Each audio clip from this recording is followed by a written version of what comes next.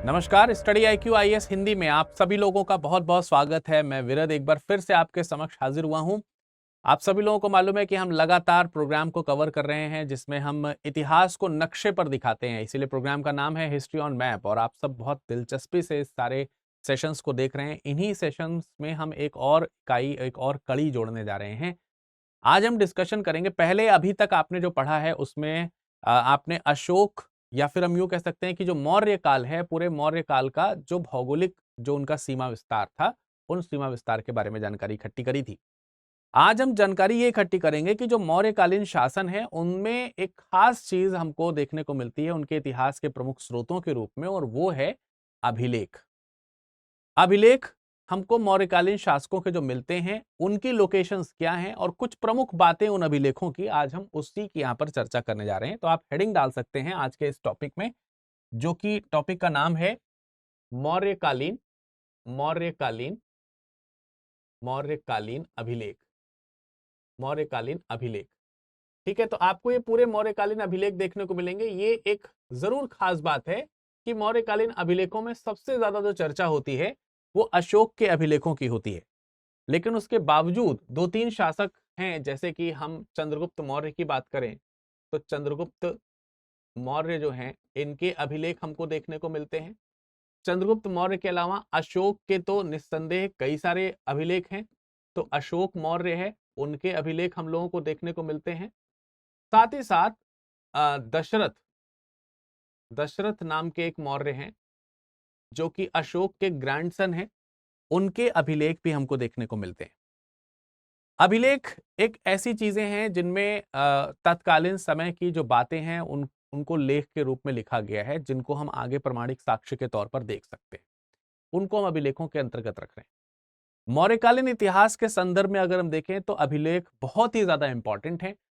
तो जैसा कि मैंने आपको बताया कि चंद्रगुप्त मौर्य हैं, अशोक हैं, दशरथ हैं, इन सब के काल में जो इनकी जानकारी है इनके समय की, उनकी जानकारी इसमें उत्कीर्ण करी गई है, अभिलेखों में लिखी गई है। जैसे अशोक है, वो बहुत सारी राजआज्ञाएं देते हैं, धर्मोपदेश देते हैं।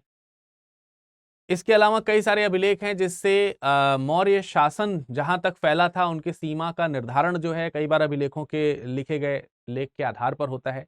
तो ऐसी चीजें हैं। तो इसमें हम शुरुआत जो है वो चंद्रगुप्त मौर्य के अभिलेखों से करेंगे।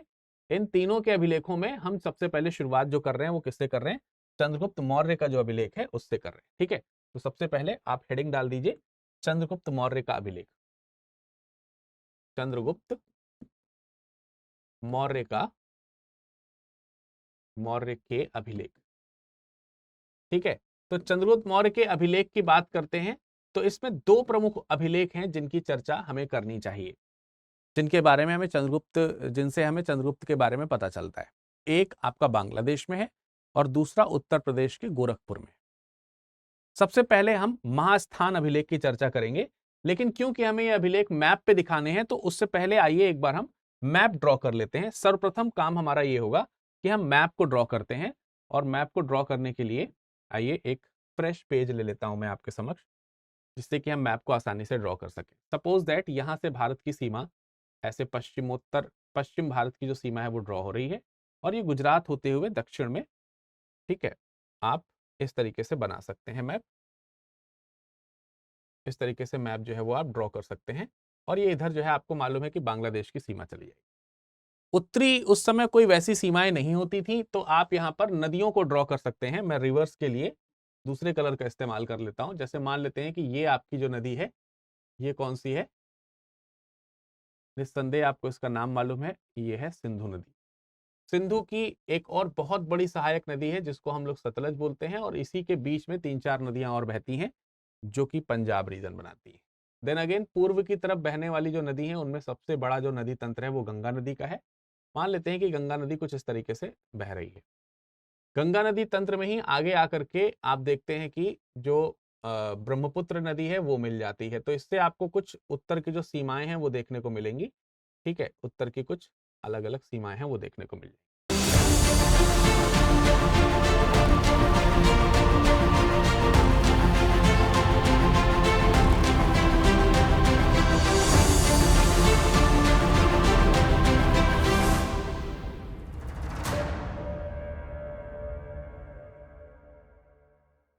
नदी में हम एक देखते हैं नदी जिसका नाम क्या है, यमुना नदी है, जो हमको यहाँ पे करीब प्रयागराज के पास मिलते हुए देखने को मिलती है। बस इतना पर्याप्त है, इससे आपको एक ऊपरी तौर पर, फौरी तौर पर सीमाएं देखने को मिलेंगी। मैं आपसे बात कर रहा था सबसे पहले चंद्रगुप्त मौर्य के जो अभिलेख हैं उनके ऊपर डिस्कशन करना था, और चंद्रगुप्त मौर्य के अभिलेखों में सबसे पहला जो आपको अभिलेख ध्यान रखना है वो है महास्थान अभिलेख। ठीक है, आपको जो अभिलेख ध्यान रखना है वो कौन सा है, महास्थान, महास्थान अभिलेख, बहुत ही इंपॉर्टेंट है ये। ठीक है, और बहुत सरलता से आप याद कर लेंगे क्योंकि अभी मैं इनकी लोकेशंस आपको ध्यान दिलाऊंगा तो आपको याद हो जाएगी।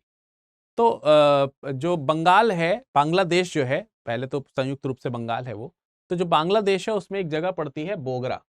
तो आपको ध्यान रखना है बोगरा जगह है, और बोगरा वर्तमान में कहाँ है, बांग्लादेश में, बांग्लादेश। तो अब इसकी लोकेशन बांग्लादेश है लेकिन तत्कालीन बंगाल है। तो बोगरा रीजन में ही एक स्थान है, उस स्थान का नाम ही है महास्थान। प्राचीन समय में इसको पांड्रु नगर कहा जाता था, प्राचीन समय में इसको पांड्रु नगर या पांड्र नगर, इस नगर के नाम से जाना जाता था। तो ये बांग्लादेश के बोगरा में ही प्लेस पड़ता है, गांव टाइप का है, जिसको हम बोलते हैं महास्थान। महास्थान, ये महास्थान स्थान का नाम है। तो वहां के पत्थर पर यह अभिलेख लिखा गया है, इसको महाभिलेख अभिलेख के नाम से जानते हैं। आइए इसको लोकेट करते हैं अगर मैप पे, तो मैप में इसकी लोकेशन आप देख पाएंगे, मैप में इसकी लोकेशन आप देख पाएंगे तकरीबन इस जगह पर। मान लेते हैं कि यहां पर आपका ये बोगरा, ये आपका बोगरा है, ये आपका बोगरा है, और बोगरा में ये स्थान जो है वो महास्थान के अंतर्गत आता है, महास्थान। तो ये महास्थान अभिलेख है जहां पर आप इन चीजों को देख पा रहे होंगे।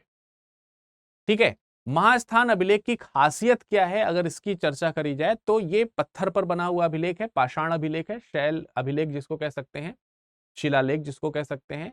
साथ ही साथ इसमें प्रमुखता से राजकीय अन्नागार को दर्शाया गया है, राजकीय अन्नागार के बारे में लिखा गया है।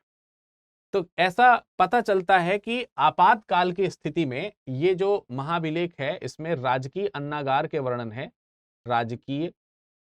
राजकीय अन्नागार के बारे में पता चलता है।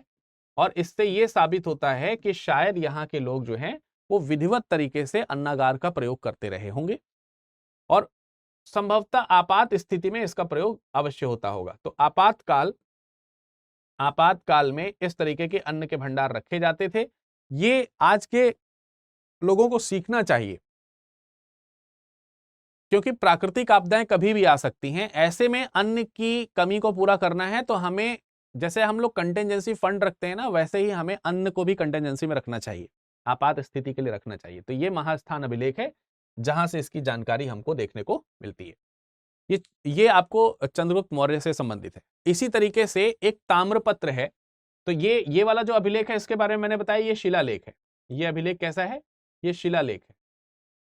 लेकिन एक और है जिसको हम लोग सहगौरा या सहोगरा ऐसे नाम से जानते हैं, और ये आपका गोरखपुर में पड़ता है, गोरखपुर में।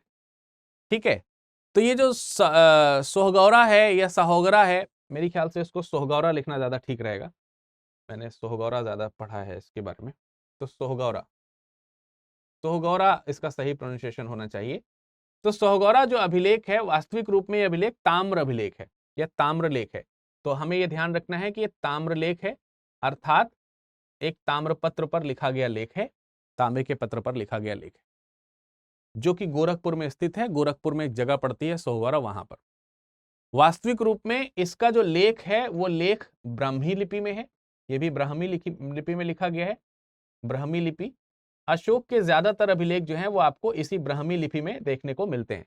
ठीक है, इसी ब्राह्मी लिपि में लिखे हुए देखने को मिलते हैं। इसमें भी आपको ध्यान रखना है एक अन्नागार का चित्र उकेरा गया है, अन्नागार, अन्नागार का इसमें भी एक चित्र उकेरा गया है। और इससे भी यह साबित होता है कि ये अनाज वितरण की प्रणाली को, व्यवस्था को प्रशासकीय प्रणाली के अंतर्गत रखते थे। तो अनाज व्यवस्था, अनाज वितरण व्यवस्था जो है उसका प्रदर्शन इसमें देखने को मिलता है। तो इसका मतलब ये, हम अब देखिए सहगौरा को अगर हम लोकेट करने का प्रयास करें, आपको सहगौरा को लोकेट करने का प्रयास करें, तो मैं आपको गोरखपुर के पास ले चलता हूं। गोरखपुर के पास में आपको सहगौरा जगह देखने को मिलेगी। सपोज दैट यहां पर ये है जगह सहगौरा, सहगौरा, ठीक है। तो सहगौरा ताम्र अभिलेख है जो कि आपको कहां देखने को मिलेगा, ये आपको देखने को मिलेगा इस जगह, कहीं पर सहगौरा जगह देखने को मिलेगी। ये आपका गोरखपुर में स्थित है। इसकी खासियत ये है कि ये अभिलेख, अब जैसे महाभिलेख और सहगौरा दोनों की अगर हम बात करें तो ये दोनों अभिलेख जो हैं वो राजाज्ञाएं हैं। ये दोनों अभिलेख क्या हैं, ये राजाज्ञाएं हैं। ये राजाज्ञाओं के तौर पर देखी जाती हैं। शायद राजा के आदेश से ये चीजें वहां पे करने के लिए कही गई। शाही आदेश के तौर पर इसको देखा जाता है और ये शाही आदेश संकट काल में खाद्यान्न उपयोग के लिए जारी किए जाते थे। तो आपसे एक बार यूपीएससी में भी ये क्वेश्चन पूछा गया, आईएएस में क्वेश्चन पूछा गया है। तो आपको ध्यान रखना है कि ये दो वो स्थान हैं जहां पर एक शाही फरमान के तौर पर देखा जाता है जो संकट काल में खाद्यान्न के उपयोग के लिए बनाए जाते हैं। तो मेरी ख्याल से ये दोनों लोकेशंस जो मैंने आपको यहां पर दिखाई, ठीक है, ये दोनों लोकेशंस आपको अच्छी तरीके से स्पष्ट हो गई होंगी, सहगौरा। और अब आइए, अब हम लोग अशोक के अभिलेखों के बारे में जानकारी लेते हैं, ठीक है। इसी में हम जोड़ करके आगे पढ़ेंगे अशोक के अभिलेख, ठीक है। अशोक के अभिलेख, आज का जो वर्क है इसमें आपको ध्यान से यह समझना होगा कि आपको मैप में भी बहुत ज्यादा कंसंट्रेशन बना करके रखना है क्योंकि लोकेशंस बहुत सारी हैं और कुछ स्टैटिक पॉइंट भी आपको यहां पर देखने को मिलेंगे। तो उन स्टैटिक पॉइंट को भी हमें देखते हुए चलना है, उस स्टैटिक पॉइंट को भी हमें समझते हुए चलना है। जैसे अगर हम अभिलेखों की बात कर रहे हैं और अशोक के अभिलेखों की बात कर रहे हैं, तो अशोक के अभिलेखों के बारे में तकरीबन 1750 ईस्वी के आसपास टी फैलेंथर नाम के एक आर्कियोलॉजिस्ट थे जिन्होंने दिल्ली मेरठ अभिलेख के बारे में सबसे पहले इसकी जानकारी जो है वो इकट्ठी करी थी। तो दिल्ली मेरठ अभिलेख अभी हम चर्चा करेंगे। दिल्ली मेरठ अभिलेख, दिल्ली मेरठ अभिलेख जो है उसको खोजा था इन्होंने और इसका संबंध अशोक से बताया था, अशोक से बताया था। और इसकी खोज तकरीबन 1750 ईस्वी में, 1750 ईस्वी में करी गई थी, 1750 एडी में करी गई थी, ठीक है। किसने करी है, टी फैलेंथर नाम के, टी फैलेंथर, फैलेंथर नाम के एक ब्रिटिश आर्कियोलॉजिस्ट हैं जिन्होंने इसकी खोज करी। खोज तो करी है लेकिन इसको जो पढ़ने का काम किया गया है, सबसे पहले पढ़ा किसने है, तो आप इसके बारे में जरूर सुने होंगे। इसको सबसे पहले पढ़ने का काम किन्होंने किया है, जेम्स प्रिंसेप ने किया है।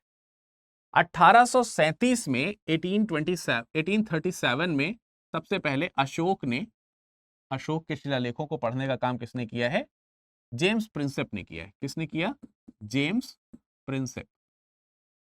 तो जेम्स प्रिंसेप जो है वो अशोक के शिलालेखों को सबसे पहले पढ़ते हैं, लेकिन इनसे पढ़ने में एक मिस्टेक होती है। मिस्टेक ये होती है कि अशोक के अभिलेख में उन्होंने एक नाम पढ़ा जिसमें लिखा गया था देवानाम प्रिय या देवानाम पिय। तो देवानाम पिय जो एक शब्द है, देवानाम पिय जो एक शब्द है, इस शब्द का उन्होंने इसको डिकोड किया, लेकिन डिकोड करते समय इन्होंने सिंघल प्रदेश के राजा, सिंघल प्रदेश जो है, सिंघल प्रदेश जो है, सिंघल प्रदेश के राजा तिस्य के रूप में इनकी पहचान करी। इनकी पहचान किस रूप में करी गई है, सिंघल प्रदेश के राजा तिस्य के रूप में पहचान करी गई है, जो कि पहचान गलत है क्योंकि सिंघल अनुश्रुतियों में यह बाद में पता चला कि इस नाम को अशोक के लिए प्रयोग किया जाता था। ये नाम जो है वो किसके लिए है, अशोक के लिए है। इसका पता हमको सिंघल अनुश्रुतियों से चलता है, सिंघल अनुश्रुतियों से, सिंघल अनुश्रुतियों से हमें इसके बारे में पता चलता है, ठीक है, अनुश्रुतियां। तो सिंघल अनुश्रुतियां हैं जो हमें इसके बारे में बताती हैं। तो बाय द वे ये तो हमने शुरुआती दौर में जो चीजें थी वो मैंने आपको यहां पर लिख के बताई। बहरहाल कुछ और भी अभिलेख हैं, जैसे मास्की अभिलेख है, उसमें अशोक के अशोक नाम का वर्णन मिलता है आपको। 1915 में इसकी खोज करी गई थी। मैं आपको मास्की दिखा सकता हूं यहां पर, देखिए एक मास्की अभिलेख है जो कि मुख्य तरीके से यहां पर आप देखेंगे कर्नाटक के पास में एक जगह पड़ती है मास्की, ठीक है, एक जगह पड़ती है मास्की यहां पर कहीं पर। तो ये मास्की अभिलेख है। मास्की अभिलेख की खासियत ये है, ठीक है, मास्की अभिलेख जो है उसकी खासियत ये है कि वहां पर मास्की वाला जो अभिलेख है, इस अभिलेख में अशोक के अशोक नाम का उल्लेख मिलता है। अशोक नाम का उल्लेख मिलता है। ठीक है, जैसे आपने देखा कि ये वाला जो था इसको इन्होंने पढ़ा दिल्ली मेरठ में, उसमें देवानामप्रिय लिखा हुआ है, तो उन्होंने देवानामप्रिय का नाम तिस्य के रूप में जोड़ा, लेकिन बाद में पता चला कि तिस्य नहीं है, अशोक ही। अशोक के जो अभिलेख हैं उनमें खास बात यह है कि जो अभिलेख हैं वो उनकी जो भाषा है, उनकी भाषा जो है वो आपको प्राकृत देखने को मिलेगी। प्राकृत भाषा में अशोक के अभिलेख देखने को मिलते हैं। किस भाषा में देखने को मिलते हैं? प्राकृत भाषा में। लेकिन अगर हम इनकी लिपि की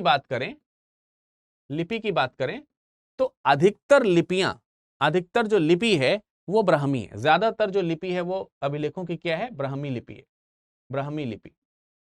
फिर भी कुछ ऐसे अभिलेख भी हैं जिनमें ब्राह्मी के अलावा भी दूसरे लिपियों का इस्तेमाल किया गया है।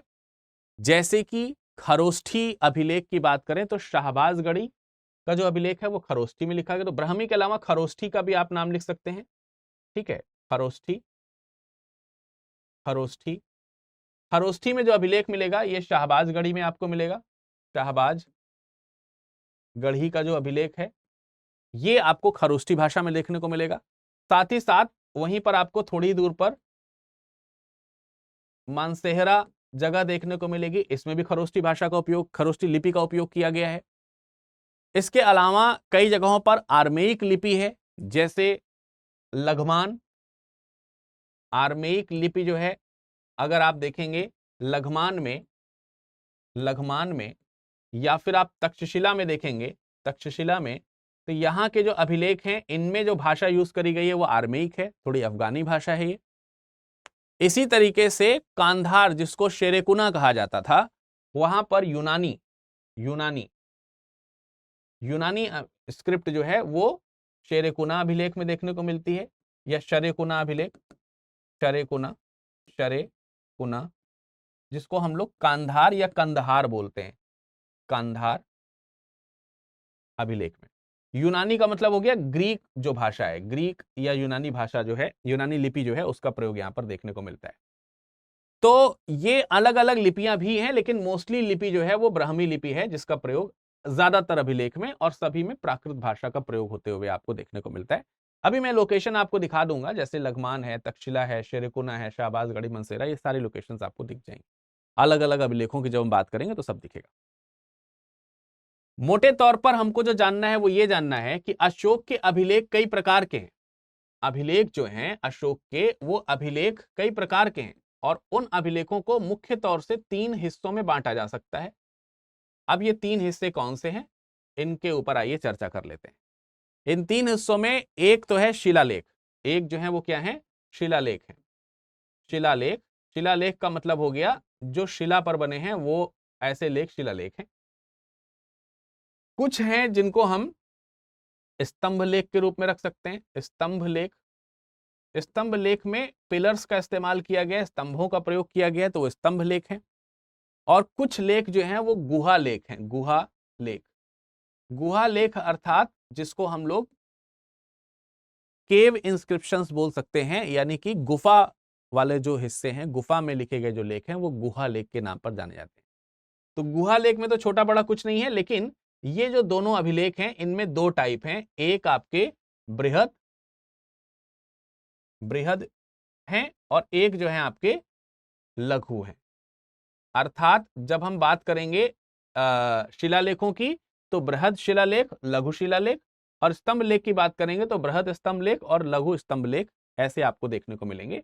और फिर एक अलग टाइप का है वो गुहा लेख है। वो ज्यादा नहीं है, लेकिन ज्यादा संख्या इनकी है। इन दोनों की संख्या ज्यादा है, इनकी संख्या बहुत ज्यादा नहीं है। तो ये मैंने एक थोड़ी सी प्रॉपर्टी आपको बताई जिससे कि आप चीजों को याद रख सकें। वापस आते हैं मैप में और चीजों को समझने का प्रयास करते हैं। देखिए, शिलालेखों की अगर हम बात करेंगे तो शिलालेख जो है, शिला मतलब पर्वत, ये जो शिलालेख है ना, ये आपको पर्वतीय प्रदेश में देखने को मिलेंगे। इनकी खासियत ये है कि आपको पर्वतीय प्रदेश में देखने को मिलेंगे और इनकी खासियत ये है कि आपको मैदानी प्रदेश में देखने को मिलेंगे। ठीक है, मैदान जहां पे पर्वत नहीं है तो जहां पे पर्वत हैं वहां पे बड़े बड़े शिलाखंड जो हैं उनके ऊपर बृहद शिलालेख लिखे गए हैं। बृहद शिलालेख 8 अलग अलग जगहों पर पाए गए। अगर हम बृहद शिलालेख की बात करते हैं, बृहद शिलालेख की बात करते हैं और लघु शिलालेख की बाद में बात कर लेंगे, तो बृहद शिलालेख 8 अलग अलग स्थानों पर, 8 स्थानों पर हमको बृहद शिलालेख देखने को मिलते हैं। लेकिन यह बात ध्यान रखना है कि बृहद शिलालेखों में जो लेख लिखे गए हैं, हर एक शिलालेख में 14 लेखों का एक समूह है। इसीलिए इन 8 स्थानों पर पाए गए शिलालेखों को चतुर्दश या चतुर्दिश शिलालेख भी कहा जाता है। शिलालेख, इनकी संख्या जो है 8 स्थानों पर है, लेकिन सभी में 14 लेख हैं अमूमन। कुछ में कुछ गायब हो गए हैं, वो एक अलग बात है।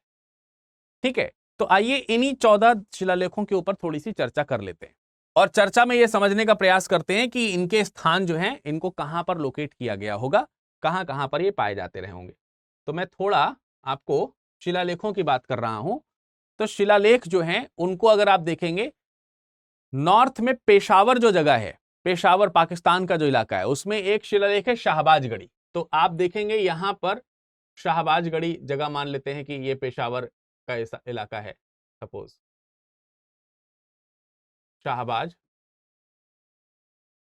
शाहबाजगढ़ी, ये लोकेशन आपकी जो है वो क्या हो गई, शाहबाजगढ़ी हो गई। ये एक स्थान हो गया। 1836 के आसपास इसको जॉन कॉर्ट ने खोजा हुआ था। इसकी तरह इसी से थोड़ा सा ऊपर अगर आप देखेंगे तो पाकिस्तान में एक जगह पड़ती है हजारा। जनरल कनिंघम जो हैं उन्होंने इसकी खोज करी थी और वो जगह है मनसेहरा। हजारा में ही एक जगह पड़ती है, मनसेहरा अभिलेख उसको बोलते हैं। तो मैंने आपको अभी मनसेहरा अभिलेख दिखाया था, मनसेहरा अभिलेख, ठीक है, मनसेहरा अभिलेख की बात करी थी और मैंने बताया था आपको कि ये जो जैसे मनसेहरा अभिलेख है, शाहबाजगढ़ी अभिलेख है, ये खरोष्ठी भाषा में लिखे गए, खरोष्ठी लिपि में लिखे गए। तो इनकी लोकेशंस आपको यहां पर देखने को मिल रही हैं। ये हजारा में लोकेटेड है, हजारा में लोकेटेड है, और हजारा भी कहां है, पाकिस्तान में। और ये पेशावर में लोकेटेड है, और पेशावर भी कहां है, पाकिस्तान में। ठीक है, ये चीज आपको पता चल गई। इसी तरीके से आप एक बहुत ही इंपॉर्टेंट लोकेशन देखेंगे जो पिछले बार भी मैंने आपको दिखाया था, उत्तरी सीमा जब मैंने निर्धारित करनी शुरू की थी मौर्यों की, तब एक जगह पड़ती है कलसी या कालसी, देहरादून। कलसी या कालसी जगह पड़ती है देहरादून में। तो नॉर्दर्न प्लेस में मान लेते हैं यहां कहीं, इस जगह पर कहीं पर आपकी ये जगह होगी कलसी। ठीक है, यहां पर कलसी है। कलसी आपका देहरादून में पड़ता है, तो मैं केवल दून लिख दे रहा हूं। ठीक है, दून घाटी के पास में देहरादून है।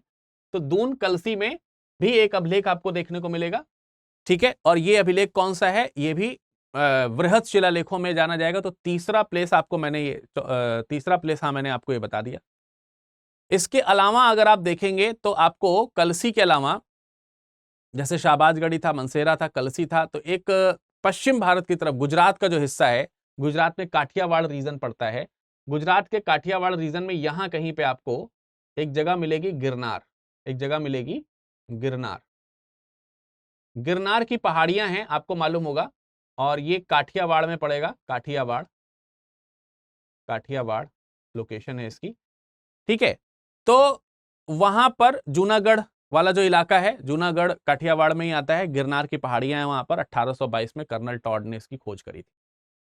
वहीं से थोड़ा सा दक्षिण में महाराष्ट्र में आ जाएंगे तो एक जगह पड़ती है थाना। थाना में ही एक जगह पड़ती है सोपरा। तो यहां पर सोपरा या सोपारा अभिलेख जो है आपको देखने को मिलता है। सोपरा अभिलेख या सोपारा अभिलेख इसको कहा जाता है। ये आपका थाना में स्थित है। ठीक है, थाना, और थाना कहां है, महाराष्ट्र में। थाना कहां है, महाराष्ट्र में।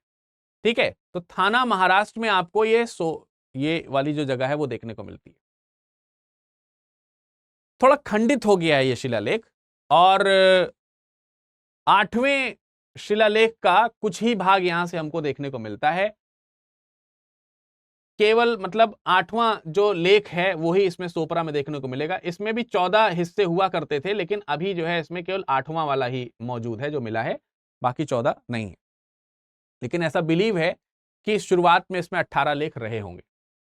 इसी तरीके से आंध्र प्रदेश में जब चलेंगे, बाएं तट पर इसके सामने अगर दाएं तट पे चलेंगे तो एर्रगुडी आंध्र प्रदेश में पड़ता है जगह। करनूल आपने जगह जरूर सुनी होगी, आंध्र प्रदेश में एक जगह पड़ती है कर्नूल, ठीक है, आंध्र प्रदेश में एक जगह पड़ती है कर्नूल, और कर्नूल में ही आपका एरगुड़ी अभिलेख है, एरगुड़ी।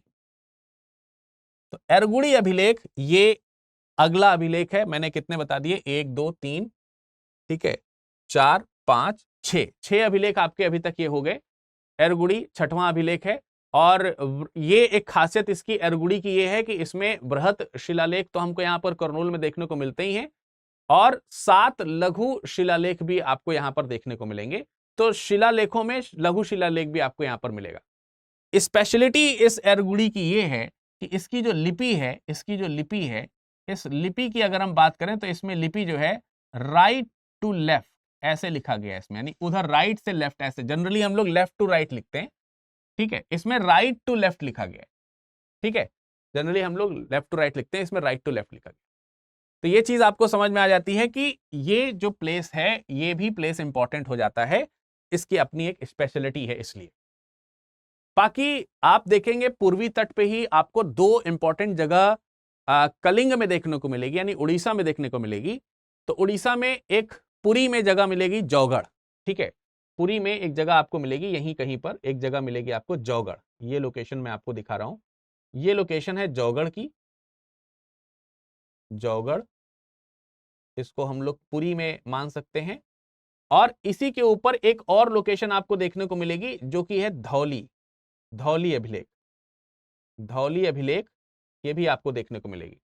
तो 6 वो हो गए, 7 और 8 ये 2 और हो गए। तो धौली अभिलेख, धौली जो है उड़ीसा के गंजाम इलाके में पड़ता है, गंजाम इलाका है उड़ीसा का। ये दोनों वर्तमान समय में उड़ीसा ही है, उड़ीसा है, जिसको पहले हम लोग कलिंग के रूप में जान रहे हैं, इसको पहले किस रूप में जान रहे हैं हम लोग, कलिंग के रूप में जान रहे हैं। तो धौली उड़ीसा में है और जो जौगढ़ है वो उड़ीसा में है। इन दोनों शिलालेखों में अगर हम देखेंगे तो 11 12 और 13 लेख उत्तीर्ण नहीं है, जैसे सब में बताया कि 14 14 हैं, लेकिन इनमें जो है वो 11वां 12वां और 13वां अभिलेख जो है वो उपलब्ध नहीं है, उपलब्ध नहीं है या उत्कीर्ण नहीं किया गया है इसको। और इसकी बजाय अगर आप देखेंगे तो वहां पर 2 नए पृथक अभिलेख मिलते हैं, जिनको हम लोग धौली और जौगढ़ के नाम से जानते हैं। इन्हीं को कलिंग का पृथक अभिलेख भी कहते हैं, इन्हीं दोनों को कलिंग का पृथक अभिलेख भी कहते हैं।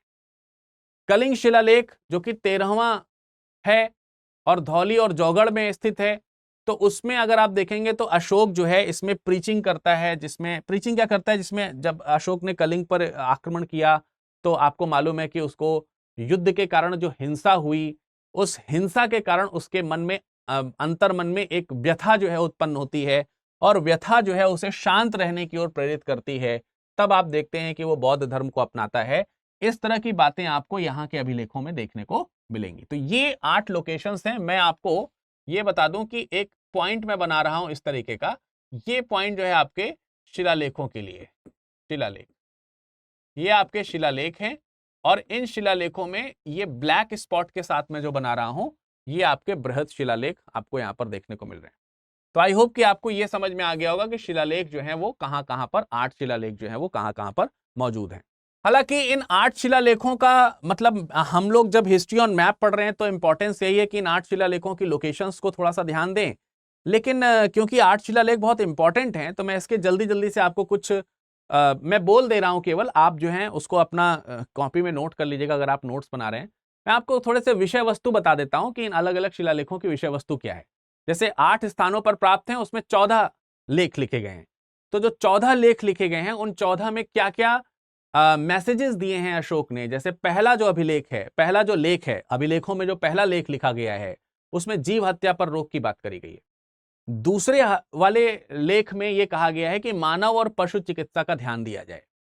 तीसरे वाले में उनके कुछ कर्मचारी हैं जो कर इत्यादि इकट्ठा करते हैं या फिर न्याय इत्यादि करते हैं या प्रशासन इत्यादि चलाते हैं, जिनको हम रज्जुक या प्रादेशिक के नाम से जानते हैं या युक्त के नाम से जानते हैं। ये लोग अपने अपने ऑफिशियल काम तो करेंगे ही करेंगे, लेकिन हर 5 साल में इनको धर्मोपदेश का भी निरीक्षण करना चाहिए, धर्मोपदेश के तौर पर भी दौरा करना चाहिए कि उनके क्या हाल चल रहे हैं, धर्मोपदेशों के क्या हाल चल रहे हैं, इसकी भी वो आज्ञा देते हैं। इसी तरीके से जो चौथा है, चौथा ही होगा, चौथा जो है उसमें, चौथे लेख में उन्होंने कहा है कि धर्माचरण जो है उसका भेरीनाद करने की बात करी गई है, उसमें धम्म उपदेश दिए गए हैं। इसके अलावा पांचवें में यह बताया गया है कि अशोक जो है वो 13वें वर्ष, अपने राज्याभिषेक के 13वें वर्ष धम्म महामात्रों को अपॉइंट करता है। धम्म महामात्र बहुत इंपॉर्टेंट संस्था हैं जिनके माध्यम से धर्म का वो प्रचार करता है, और वो कहता है कि मैंने 13वें वर्ष में इनको स्टैब्लिश किया है। ये 5वें लेख में लिखा गया है। 6वें लेख में सर्वलोक हितवाद की बात किया गया है। सर्वलोक हित को बढ़ाने की बात करी गई है। इससे ऊपर कोई कार्य नहीं वो ये कहता है। वो कहता है कि मैं कहीं पर भी हूं, लेकिन धर्म के बारे में अगर आपको मुझसे बात करनी है तो आपको परमिशन नहीं लेनी है, सीधे आना है। मैं सो रहा हूं, मैं शयन कक्ष में हूं, मैं महलों में हूं, अंतःपुर में हूं, जंगल में हूं, सड़क पर हूं, मार्ग में कहीं पर शैया पर लेटा हूं, राज सिंहासन पर बैठा हूं, या फिर नीचे कहीं बैठा हूं, घास में बैठा हूं, जमीन में, कहीं पर भी हूं, आप मुझसे इन सब चीजों के लिए देर नहीं करेंगे, ये सर्वोपरि है, आप मुझसे आकर के मिले। इस तरीके की आज्ञा उसने दी है। धार्मिक सहिष्णुता और उदारता की बातें उन्होंने 7वें लेख में करी हैं। यात्रा विहार से ज्यादा व्यक्ति को धम्म विहार करना चाहिए, इस बात का ज्ञान उन्होंने 8वें लेख में लिखा हुआ है। 9वें में उन्होंने धम्म मंगल के बारे में बताया है। 10वें में यश और कीर्ति के पीछे नहीं भागना चाहिए, बल्कि धर्म पालन के पीछे भागना चाहिए, इसके बारे में बताया है। 11वें में वे कहते हैं कि धम्म दान होना चाहिए। 12वें में वे कहते हैं कि धार्मिक सहिष्णुता इस तरीके की होनी चाहिए कि सभी धर्मों का सम्मान किया जाए, सभी धर्मों की बातें सुनी जानी चाहिए, सभी संप्रदायों को सुनने से बहुश्रुत जो परंपरा है वो विकसित होगी, तो बहुश्रुत परंपरा पालित करी जानी चाहिए। इसीलिए तो आप देखते हैं कि अशोक ने जो है वो आजीवक संप्रदाय के लोगों को भी स्थान दान किए हैं। इसके अलावा 13वें शिलालेख में वो धम्म विजय की बात करता है, कलिंग युद्ध की बात करते हैं। और लास्ट में 14वां जो है उसमें उन्होंने बताया है कि मेरा अत्यंत विशाल साम्राज्य है, तो बड़े विशाल साम्राज्य की वर्णन जो है वो इसमें करते हैं। ठीक है, ये बात समझ में आ रही है? तो ये विषय हैं आपके 14 शिलालेख के, जो आपको 14 लेख जो इसमें लिखे गए हैं, और ये 14 लेख 8 शिलालेखों में लिखे गए हैं। 8 स्थान पर ये शिलालेख हैं जहां पर इन 14 लेखों को रखा गया है। ठीक है, आई होप कि आपको ये पॉइंट समझ में आए होंगे। अब हम आगे बढ़ते हैं और आगे बढ़ करके आपको बताते हैं कि लघु शिलालेख जो है वो क्या है। अगर हम इसमें चर्चा करना चाहते हैं कि ये लघु जो लेख हैं, ये तो मैंने वृहद शिलालेखों की बात करी। अब अगर हम लघु शिलालेखों की बात करते हैं तो लघु शिलालेख क्या है? लघु शिलालेख बेसिकली ये थोड़ा से बिखरे हैं, ये बहुत ही ज्यादा क्रमिक रूप से नहीं है। संक्षिप्त और जो मतलब साधारण सी या संक्षिप्त सी जो बातें हैं, या फिर असंबद्ध तरीके की जो चीजें हैं वो इसमें रखी गई हैं, मतलब बचा कुचा जिसको हम कह सकते हैं। फिर इसमें यह भी है कि अशोक ने बौद्ध धर्म में किस प्रकार के विश्वास दिखाए हैं, कैसे यात्रा वृत्तांत उसका रहा है, माता पिता के का आज्ञा पालन करना चाहिए, इस तरीके के उपदेश देने की बात है और उस तरफ प्रेरित करने की बात है। प्राणियों पर दया होनी चाहिए, इसकी बातें इन अभिलेखों में लिखी हुई हैं। सत्यवादिता होनी चाहिए, इसकी बातें इसमें लिखी हैं। तो जितनी भी नैतिक चीजें हैं, उन नैतिक चीजों को करने के उपदेश जो हैं वो, या आदेश जो हैं वो आपको लघु शिलालेख में देखने को मिलते हैं। ठीक है, आइए अब एक नजर डाल लेते हैं कि लघु शिलालेख जो है वो कहां कहां पर स्थित हैं। तो लघु शिलालेखों को मैं आपको ये रेड स्पॉट बनाते हुए लिख दूंगा।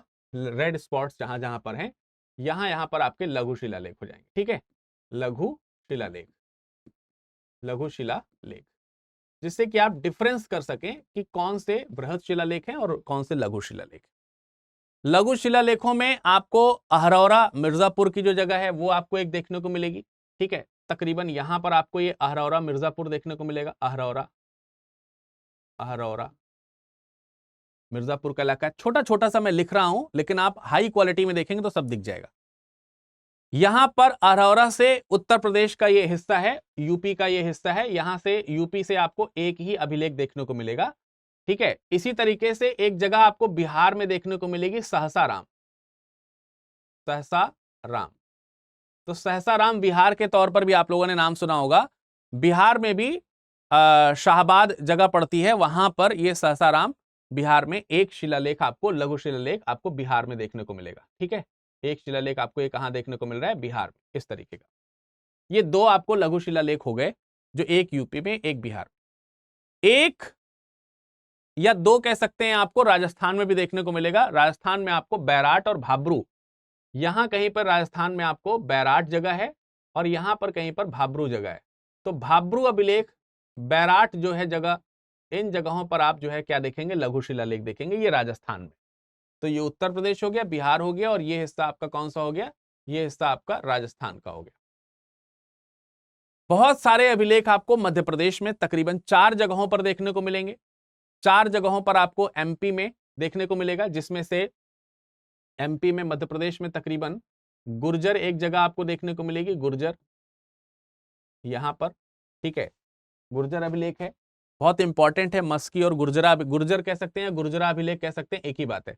तो मस्की और गुर्जरा अभिलेख अशोक नाम के अभिलेख के उल्लेख के लिए जाने जाते हैं। इसी तरीके से रूपनाथ अभिलेख है, जो कि आपको जबलपुर में देखने को मिलेगा, ठीक है। रूपनाथ अभिलेख, रूपनाथ, यहीं पे मैं आपको रूपनाथ लिख देता हूं, रूपनाथ एमपी के ही हैं। इसी तरीके से सोरा मोरा अभिलेख आपको देखने को मिलेगा, ठीक है। सोरा मोरा अभिलेख या सोरा मारो अभिलेख, सोरा मारो, सोरा मारो बोलते हैं उसको, सोरा मारो अभिलेख आपको यहीं पर एमपी में देखने को मिलेगा। तो ये सब एमपी के हैं, गुर्जरा है, सोरा मारो है, एकनाथ अभिलेख है। सोरा मारो आपको शहडोल डिस्ट्रिक्ट में देखने को मिलेगा। एक रूप जो है वो आपको रूपनाथ अभिलेख जो है आपको ये जबलपुर में देखने को मिलेगा। और एक जगह पड़ती है पनगुड़िया जगह, पनगुड़िया या पनगुड़सिया ऐसे करके कुछ नाम है, पनगुड़िया जगह है। ये मध्य प्रदेश का सिरोह डिस्ट्रिक्ट में आपको देखने को मिलेगा। तो मैं यहीं पे कहीं पे बना दे रहा हूं, एग्जैक्टली तो लोकेट नहीं करा जा सकता।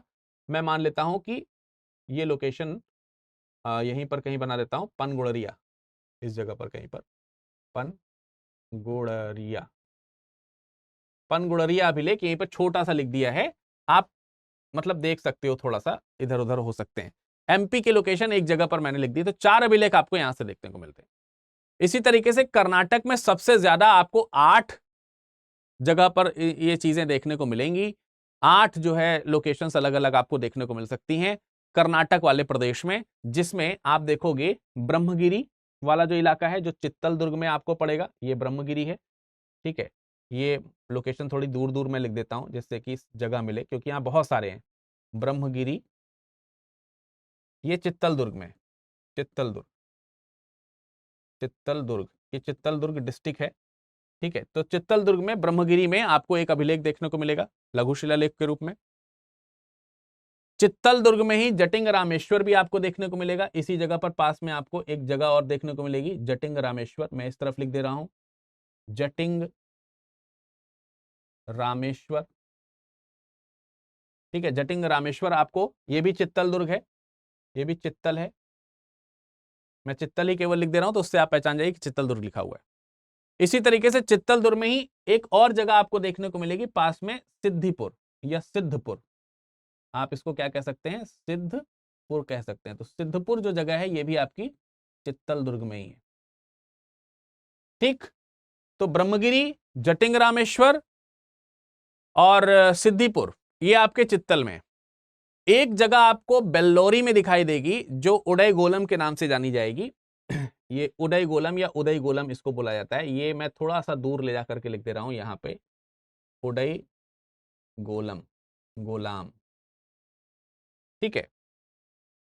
उदय गुलाम मैं आपको यहां पर लिख रहा हूं, ठीक है। ये उदय गुलाम है, और उदय गुलाम आपका कहां पर पड़ेगा, मैंने आपको बताया ये कर्नाटक में ही है। कर्नाटक में ही बेल्लोरी या बेल्लार जो जगह है, बुल्लारी जो जगह है वहां पर है।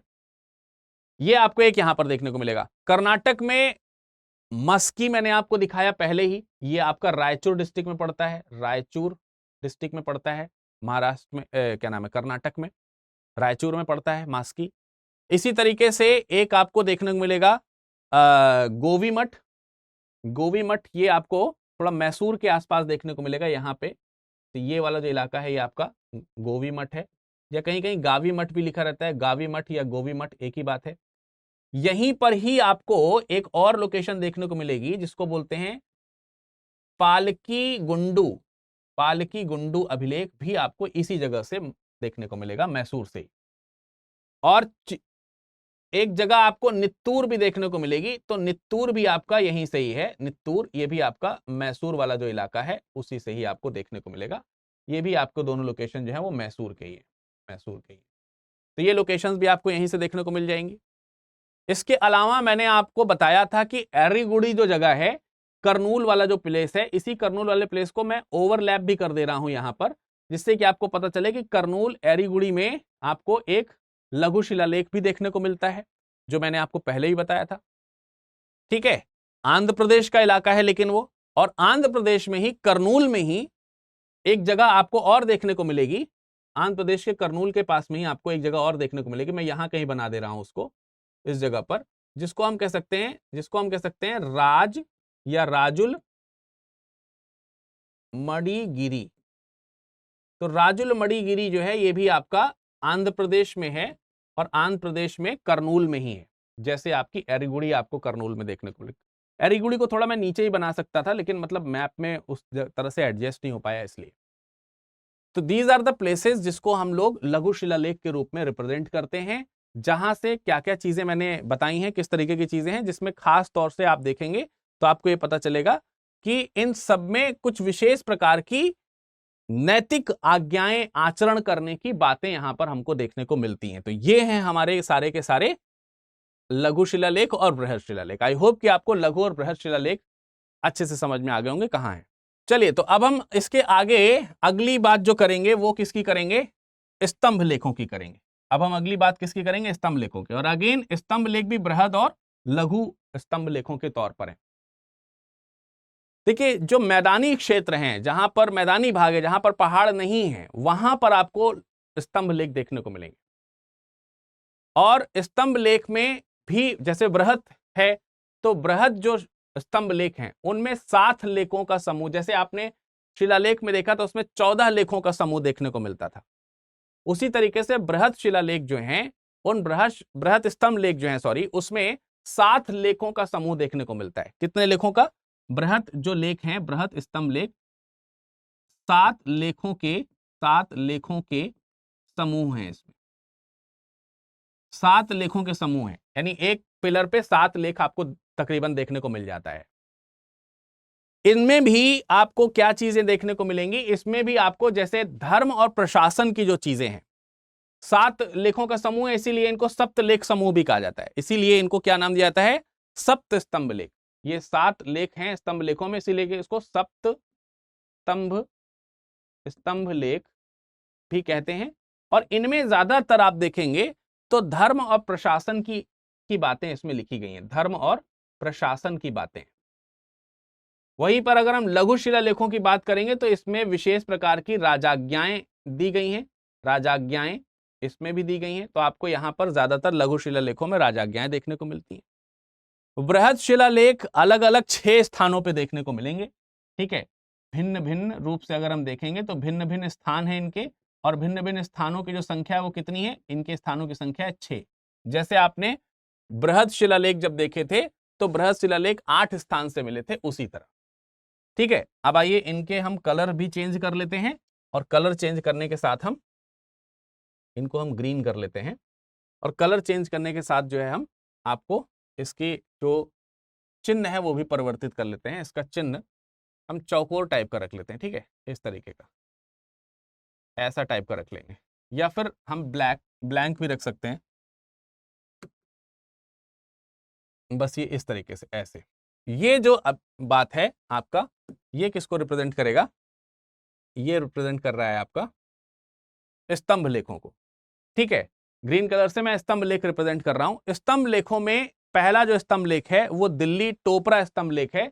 और दिल्ली टोपरा स्तंभ लेख में बेसिकली इसका लोकेशन जो है वो टोपरा में हुआ करता था, और टोपरा आपका मेरठ में पड़ता है। ये टोपरा जगह है। ठीक है, ये पूरा इधर मेरठ वाला इलाका है, ये मेरठ वाला इलाका है। ठीक है, तो मेरठ में आपका टोपरा जगह पड़ती है।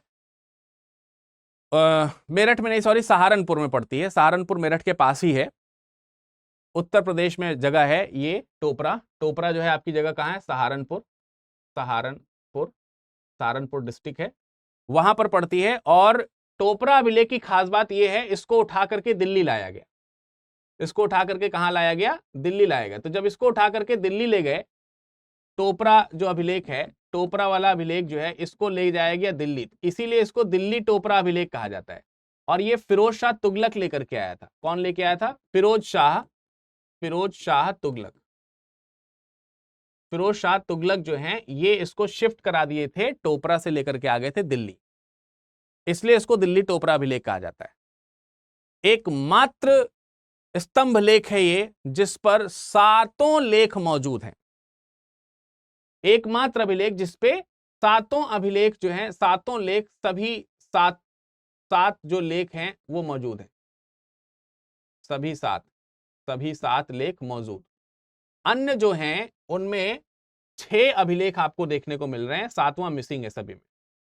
ठीक है, तो ये 7 लेख सभी में मौजूद होते हुए हमको देखने को मिल रहे हैं। राइट, ये है दिल्ली टोपरा अभिलेख जो दिल्ली में चला गया है अब, लेकिन पहले टोपरा इसका प्लेस है। इसी तरीके से दिल्ली मेरठ अभिलेख है, जो कि आपको मेरठ में मैंने आपको लोकेट करके दिखाया है, ये वाला। तो दूसरा अभिलेख आपका कौन सा है? दिल्ली मेरठ अभिलेख। और दिल्ली मेरठ अभिलेख जो है, ये भी फिरोज शाह ही लेकर के आए थे दिल्ली, ये भी फिरोज शाह जो हैं वो दिल्ली लेकर के आए थे, इसलिए मैंने इन दोनों के लिए अलग से मैंने लिख दिया है। बाकी की लोकेशंस अगर ढूंढें तो कितने हो गए? 2 हो गए ना, दिल्ली टोपरा और दिल्ली मेरठ, ये 2 अभिलेख हो गए। तीसरा आपको मिलेगा कौशाम्बी में। कौशाम्बी का जो स्तंभ है, ये आपको कौशाम्बी जगह तकरीबन आपको यहां पर देखने को मिलेगी। ये कौशाम्बी है, मान लेते हैं यहां पर कौशाम्बी। 1 मिनट, मैं आपको इसको गलत तरीके से थोड़ा सा दिखा रहा हूं, मुझे इस तरह से दिखाना चाहिए। ये है कौशाम्बी, ये कौशाम्बी है। ये भी आप इसको चौकोर कर लो भाई, ये चौकोर कर लेता हूं मैं, चौकोर। ठीक है, तो ये कौशाम्बी है। और कौशाम्बी अभिलेख जो है, इसको ले जाकर के यहीं पर ऊपर जगह मिलती है, यहां पर इस जगह पर एक जगह पड़ेगी एकदम गंगा यमुना के संगम पे, जिसको बोलते हैं प्रयागराज। तो प्रयागराज ले जाने का काम अकबर ने किया था। तो इसको जो कौशाम्बी अभिलेख है, ये कहां चला गया? कौशाम्बी अभिलेख जो है ये प्रयागराज गया। प्रयागराज, जब उस समय प्रयागराज को इलाहाबाद कहते थे, और ये अशोक, माफ कीजिएगा, अकबर लेकर के गया। तो इसके बारे में भी आपको क्लियर हो गई बातें, इसमें भी कोई डाउट नहीं होना चाहिए। इसके अलावा लौरिया अर्राज अभिलेख है, ये आपको यहां पर देखने को मिलेगा, तकरीबन लौरिया अर्राज अभिलेख। इसको भी मैं चौकोर ही बना रहा हूं। ठीक है, ये भी आपका स्तंभ लेख है। लौरिया अर्राज ये आपका पड़ता है बिहार वाले इलाके में। बिहार में एक जगह पड़ती है चंपारण, तो ये बिहार वाला इलाका है, चंपारण बिहार का। ये थोड़ा ज्यादा ऊपर हो गया, मतलब ये पूरा लोकेशन आप ऐसे लेकर के चलिए बिहार का। यहीं पर आपको लौरिया नंदनगढ़ देखने को मिलेगा, यहीं पर आपको लौरिया नंदनगढ़ देखने को मिलेगा। लौरिया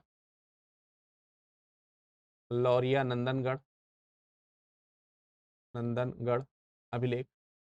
और रामपुरवा अभिलेख भी आपको यहीं पर देखने को मिलेगा, रामपुरवा अभिलेख। तो ये आपके स्तंभ लेखों में रामपुरवा अभिलेख हो गया, लौरिया अर्राज हो गया, और आपका रामपुरवा हो गया। तो 1 2 3 और ये 1 4 5 6 है ना।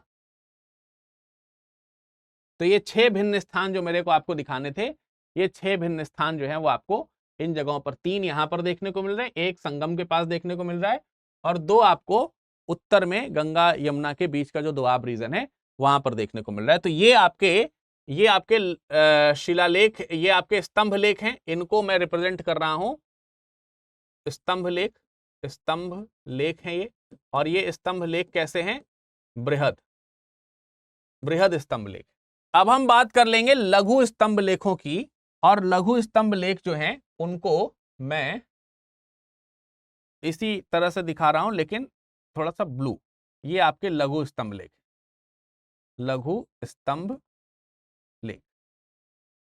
ठीक है। और ये आपके बृहद स्तंभ लेख थे, ये मैंने आपको अलग बताया। लघु स्तंभ लेख, जैसा कि मैंने बताया, इसमें राजाज्ञाएं शामिल हैं, घोषणाएं जो राजकीय हैं वो घोषणाएं शामिल हैं, इनकी संख्या 5 है, ज्यादा नहीं है, 5 है।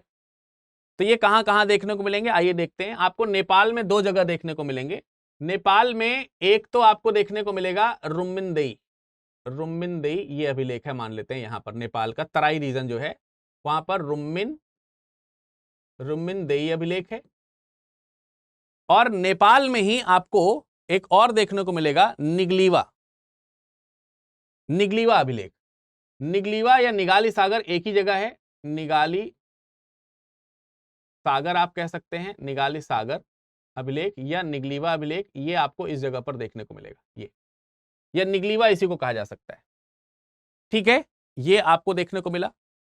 इसके अलावा कौशांबी में आपको एक अभिलेख देखने को मिलेगा। ये जो कौशांबी जगह बनाई है इसी को मैं ब्लू से भी घेर दे रहा हूं, कौशांबी सेम चीज। ठीक है, कौशांबी में जो यूपी में कौशांबी में जो लघु स्तंभ लेख है, ये वही लघु स्तंभ लेख है जिसमें आप देखेंगे कि इसकी रानी जो कौरुआकी हैं उनका नाम देखने को मिल रहा है। तो जो लघु स्तंभ लेख जो आपका कौशांबी में है, कौशांबी वाला, उसको रानी का अभिलेख भी कहा जाता है, रानी का अभिलेख, रानी का अभिलेख। और इसी रानी के अभिलेख में रानी का नाम कारुआकी लिखा गया है। और कारुआकी के साथ साथ उसका एक बेटा भी है जिसका नाम है तीवर या थीवर। तो तीवर का उल्लेख भी आपको यहां पर देखने को मिलता है, ये बेटा है। ठीक है, और ये जो है पत्नी है, महारानी या रानी का अभिलेख कहलाता है। इसी तरीके से जो निगलीवा का अभिलेख आपको मैंने नेपाल में दिखाया, इसकी स्पेशलिटी ये है कि इसमें बुद्ध के 5 नामों का वर्णन है, बुद्ध के 5 नाम जो हैं उनका वर्णन है। और एक बहुत ही फेमस नाम है बुद्ध का और इंपॉर्टेंट है, कभी कभी एग्जाम में भी पूछा जाता है, जिनको हम लोग कहते हैं कनक मुनि। तो कनक मुनि बुद्ध को ही कहा जाता है, तो कनक मुनि अभिलेख के नाम से भी इसको कई बार जानते हैं। इसी तरीके से रुम्मिनदेई की अगर हम बात करें तो रुम्मिनदेई अभिलेख जो है ये आपका लुम्बिनी में पड़ता है। और लुम्बिनी आपको मालूम है ये वो जगह है जहां पर बुद्ध का जन्म हुआ था। तो ये बुद्ध का जन्म स्थल है, ये क्या है, बुद्ध का जन्म स्थल।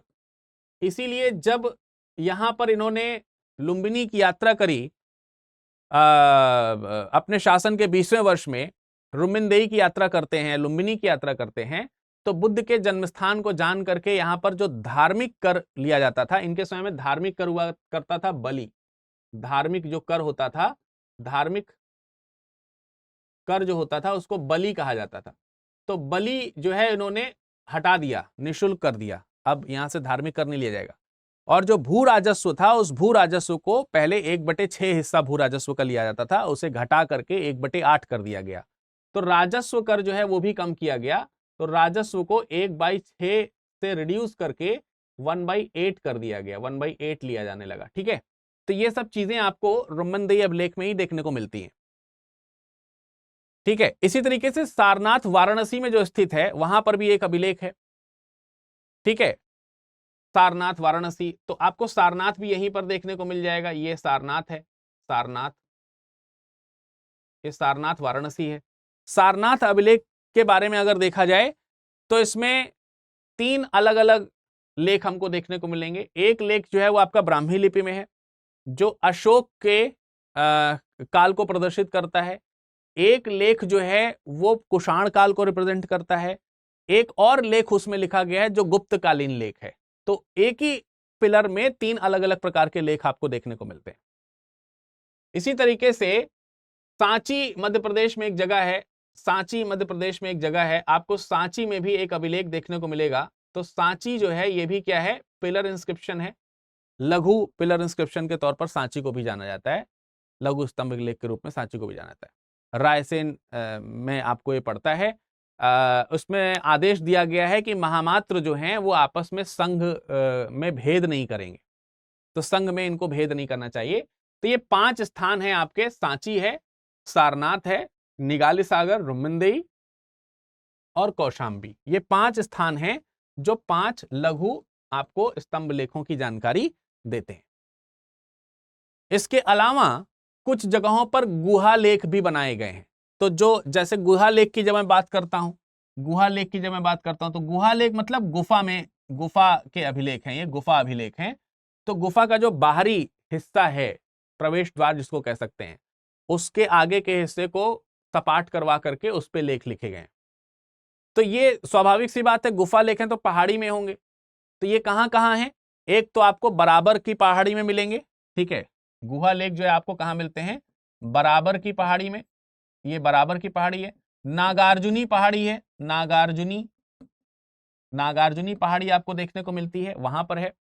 इसी तरीके से बिहार में एक और जगह है सीतामढ़ी, तिरहुत वाला जो रीजन है वहां पर, तो सीतामढ़ी अभिलेख है, सीतामढ़ी अभिलेख है। और एक अभिलेख जो है आपको थोड़ा दक्षिण में छत्तीसगढ़ में देखने को मिलेगा। तो ये तीन आपके बराबर वाली जो हो गई, नागार्जुनी जो हो गई और सीतामढ़ी, ये आपको बिहार में ही देखने को मिल रही है। और एक आपको मिलेगा छत्तीसगढ़ में रामगढ़ी अभिलेख या रामगढ़ अभिलेख, रामगढ़, ये आपका छत्तीसगढ़ में। तो ये 4 अभिलेख हमको देखने को मिलेंगे। इसको अगर आइए थोड़ा सा लोकेट करने का प्रयास करते हैं, तो इसके लिए कलर क्या लाया जाए भाई? इसके लिए आप डिफरेंट कलर के तौर पर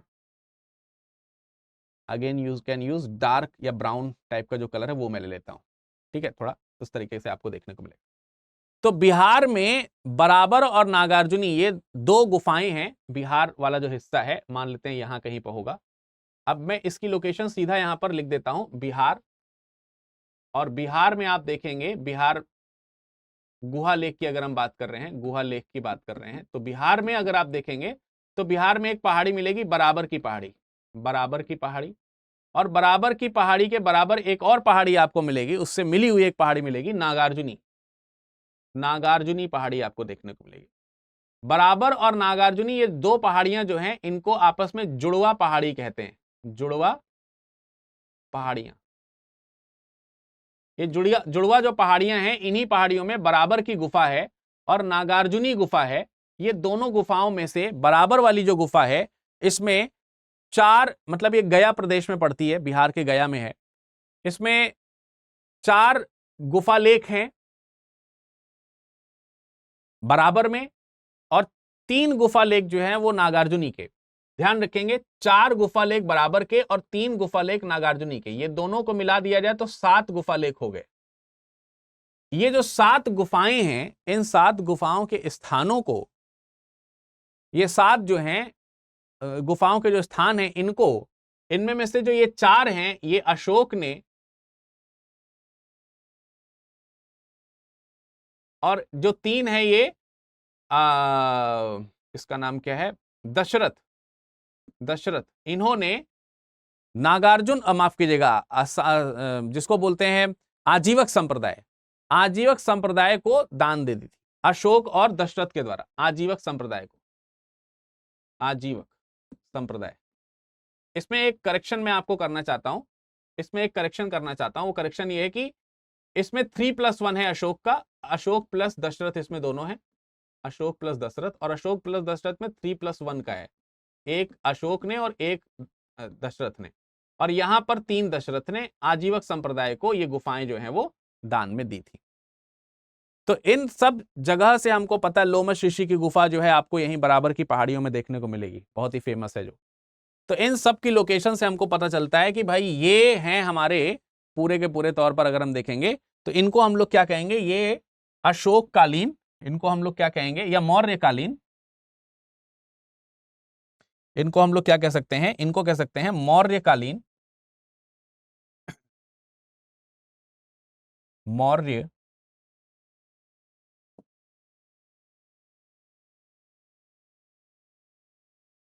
मौर्यकालीन अभिलेख, क्या कहेंगे इनको, मौर्यकालीन अभिलेख स्थल। ये मौर्यकालीन अभिलेख स्थल हैं जो हमको यहां पर देखने को मिले। तो मेरी ख्याल से आपने समस्त मौर्यकालीन अशोक अभिलेख से लेकर के चंद्रगुप्त मौर्य का अभिलेख है, दशरथ के अभिलेख हैं, सब देख लिए, तीनों अलग अलग प्रकृति देख ली। इसको बहुत ध्यान से पढ़िएगा, जानिएगा, समझिएगा और बनाइएगा, ड्रॉ करिएगा अपनी लोकेशंस को। जाने से पहले मैं आप लोगों को बता देना चाहता हूं कि अगर आप प्रारंभिक परीक्षा की तैयारी कर रहे हैं दोस्त, आपके लिए ही ये बैच बनाया गया है, और मेरे सजेशन है कि आप में से मैक्सिमम लोग इससे जुड़े, खासतौर से वो जो प्रीलिम्स की तैयारी कर रहे हैं और जिन्होंने P2I बैच नहीं लिया है। ठीक है, अगर आप P2I बैच लेने में सक्षम नहीं है तो आपको ये बैच से जुड़ना चाहिए। ये हमारी पूरी टीम है, SIP प्लस प्रोग्राम है, जिसको हम क्रैश कोर्स है, ये एक तरीके का क्रैश कोर्स है ये, और इस क्रैश कोर्स को हम लोग SIP प्लस बोलते हैं। तो SIP प्लस क्रैश कोर्स है 2024 के लिए। इस बैच में एडमिशन लेना है 9 तारीख से, आपको 9 दिसंबर से इसमें क्लासेस शुरू हो जाएंगी। तो इसमें वीडियो क्लास तो है ही, वीडियो क्लास के साथ साथ आपको टेस्ट सीरीज जो है वो आपको मिलेगी देने को। तो टेस्ट सीरीज और वीडियो एक मिल रही हैं, आप इसका आनंद उठाइए। और पिछली बार जब हम लोगों ने इसको चलाया था तो 65-70 के आसपास क्वेश्चंस फंसे थे हमारी टेस्ट सीरीज और इस SIP प्रोग्राम से। So you can easily believe on this program. 2024 का प्रीलिम्स नहीं निकलने देना चाहते हैं तो जरूर आप इसमें एडमिशन लीजिए। एडमिशन लेने के लिए आपको विरद लाइव कोड का इस्तेमाल करना होगा। साथ ही साथ अगर आप P2I फाउंडेशन बैच लेना चाहते हैं, पूरी तैयारी कंप्लीट करना चाहते हैं, सिर्फ प्रीलिम्स तक नहीं रुकना चाहते हैं, तो प्रीलिम्स से लेकर के मेंस तक की तैयारी जो है, इंटरव्यू तक की जो तैयारी है वो आपको इसमें कराई जा रही है। प्रीलिम्स से लेकर के इंटरव्यू तक की आपकी तैयारी इसमें कराई जा रही है। Video lectures, test series, daily answer writing, mentorship program, 1-to-1 mentorship program, आवासीय सुविधा, प्रीलिम्स के निकलने के बाद आवासीय सुविधा, निःशुल्क आवासीय सुविधा, ये सारी चीजें आपको इसमें मिल रही हैं। ठीक है, तो ये इसमें अगर आप जुड़ना चाहते हैं तो विरद लाइव कोड का इस्तेमाल करके जुड़ सकते हैं। आपको 24,999 पड़ेगा। हालांकि ये बैच आपको बाइलैंग्वेल भी मिल सकता है और बाइलैंग्वेल लेते समय भी आप विरद लाइव कोड का ही इस्तेमाल कर सकते हैं। 14 दिसंबर से इसमें बैचेस शुरू हो जाएंगे। अगर आप केवल टेस्ट सीरीज देना चाहते हैं, आपने सेल्फ स्टडी करी है, तो आपको टेस्ट सीरीज तो देनी ही चाहिए। टेस्ट सीरीज आप में 100 mock test with video explanation and PDF explanation आपको दिया जाएगा। 6500 से ज्यादा MCQs हैं, वीडियो लेक्चर्स, परिचर्याएं हैं, CSET के टेस्ट अवेलेबल होंगे इसमें। मात्र 3,999 में आप इसे अवेल कर सकते हैं by the using code VIRAD live.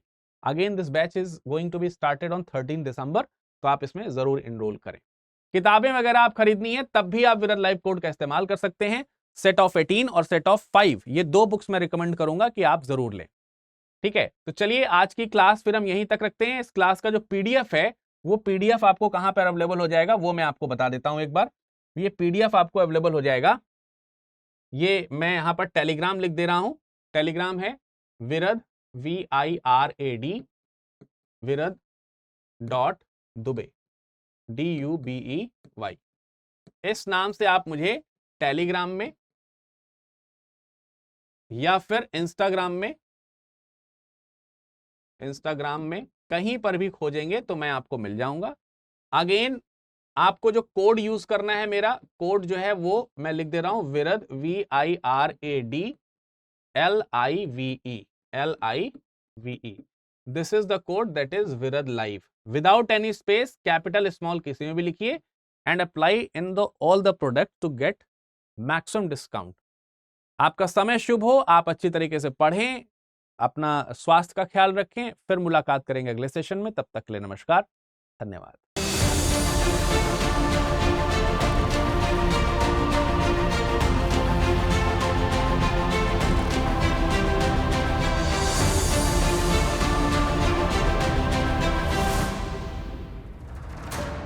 Hindi में UPSC की तैयारी से संबंधित प्रोग्राम्स को देखने के लिए सब्सक्राइब करें स्टडी IQ IAS हिंदी।